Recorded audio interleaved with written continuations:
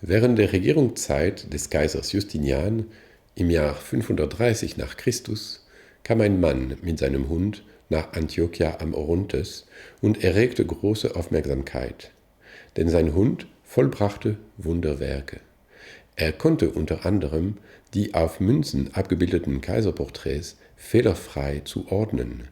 Am erstaunlichsten war aber wohl seine Menschenkenntnis, denn er konnte aus den Umstehenden die Schwangeren, die Zuhälter, die Ehebrecher, die Geizkrägen und die Großzügigen anzeigen und lag dabei niemals falsch. Unter derselben Regierung ging ein großer, furchtbarer Stern auf der Westseite auf.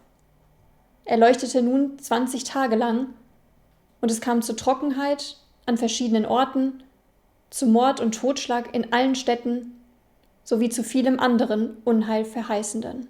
Dieser Bericht scheint fast programmatisch für die Regierungszeit des oströmischen Kaisers Justinian zu stehen. Zahlreiche Katastrophen, Erdbeben, die als Zorn Gottes gedeutet wurden, Endzeiterwartungen und eine tiefe Frömmigkeit waren zentrale Aspekte, die das Leben der Menschen im 6. Jahrhundert nach Christus prägten. Und sie prägen ebenfalls den Text, der uns in der Forschungsstelle der Heidelberger Akademie hier in Tübingen beschäftigt, die Weltchronik des Johannes Malalas. Es handelt sich bei diesem Werk um einen Living Text. Das bedeutet, dass der Text, wie wir ihn heute lesen können, in verschiedenen Phasen entstanden ist und im Laufe der Zeit verändert, gekürzt oder fortgesetzt wurde. Die Chronik ist in einer einzigen Handschrift erhalten und umfasst eine Darstellung der Geschichte von Adam bis zur Herrschaft Justinians. Die ersten Bücher enthalten die biblische Geschichte, in welcher verschiedene historische und mythologische Überlieferungen eingeflochten sind. Die griechischen Götter erscheinen als irdische Herrscher, um die paganen Erzählungen in das christliche Narrativ zu integrieren.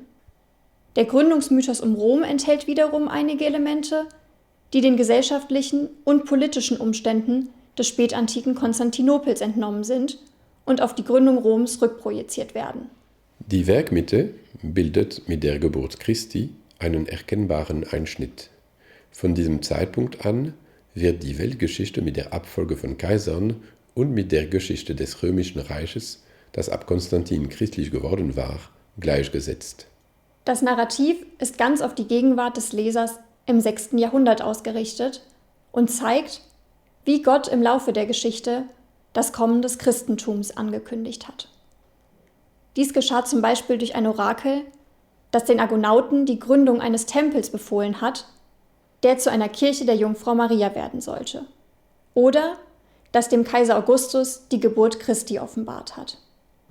Manche von diesen Orakeln, die die Chronik durchziehen, befinden sich auch in einer spätantiken Sammlung, die durch eine Tübinger Handschrift überliefert wurde. Die sogenannte Tübinger Theosophie. Diese stellt eine der unzähligen Quellen dar, die wir mit unserer Chronik vergleichen müssen. In der Forschungsstelle wird ein umfassender Kommentar zur Chronik erarbeitet, der als Arbeitsinstrument für zukünftige Forschungsvorhaben dienen soll. Es geht außerdem darum, das Werk in einer erweiterten Perspektive im Gesamtzusammenhang des Oströmischen Reiches des 6. Jahrhunderts zu verankern, um neue Erkenntnisse über die Gesellschaft, in der es verortet ist, zu gewinnen. Die Ergebnisse werden in einer frei zugänglichen Datenbank digital veröffentlicht.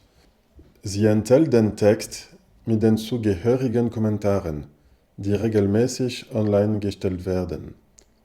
Links zur Handschrift, zu der älteren Edition des Werkes und zur Literatur erleichtern die Navigation zwischen den verschiedenen Ressourcen.